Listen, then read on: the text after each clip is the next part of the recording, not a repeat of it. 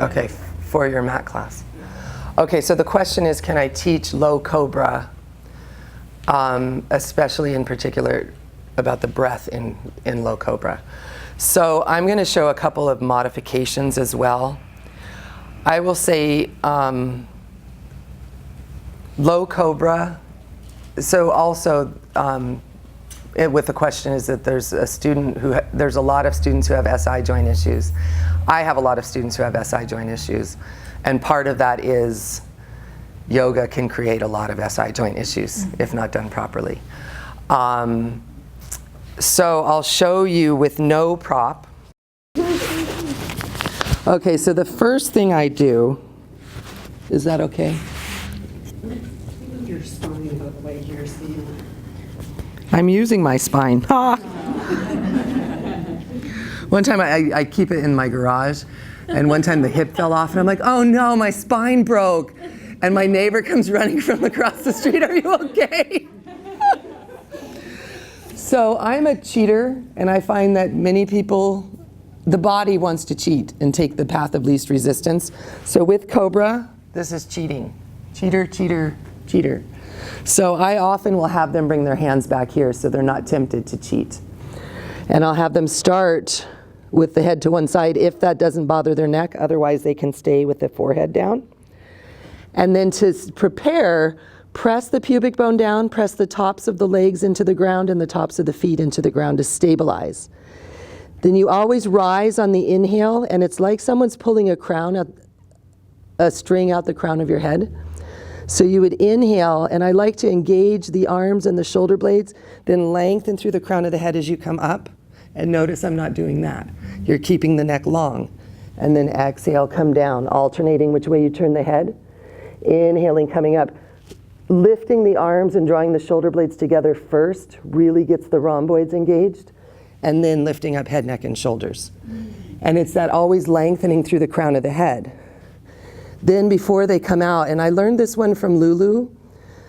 I love having Lulu here, by the way. It gave me a teacher, because she's also I've been a yoga therapist. So to come out, engage the abs, and then press up, because they can hurt themselves getting out. And always counter with a forward bend. Now say someone has stenosis. Before I knew I had stenosis, I'd get a massage, and I couldn't walk after. For a little bit, because the extension in the spine would trigger the stenosis. So eventually I had to start putting a blanket under my pelvis, just because my massage guy figured out, like, hey, maybe that would help. So this stabilizes the pelvis, and it elongates the lumbar spine. So for stenosis, it stops some of that compression by going into a little bit of an arch here.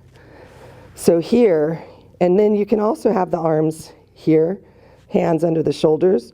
But what I like to do is lift up and lift the hands with them, and then come down. The other way to do this, if you really wanted to make them work a little bit more, is put a bolster here under the hips. And then it causes a much more strengthening effect in the erectors of the spine. That is strong, so I would only do that with someone who doesn't struggle here. Yeah. Yeah. How did that feel? I'm so glad I asked. Good. Good. And the grounding of the tops of the legs and the pressing the pubic bone down is important because it keeps that lumbar long. And then lifting on the inhale, coming down. I find Vini Yoga is a lot about using repetition to work with the biomechanics of movement. And then the stay is where the physiology starts to occur. You know, where your breathing and change is starting to affect through the breath and the hold. You're keeping a slight engagement in the abs just to keep the lumbar long. But as you inhale, you're filling the lungs and thinking of an expansion forward. Like that string and the breath are pulling you forward. And then exhaling down.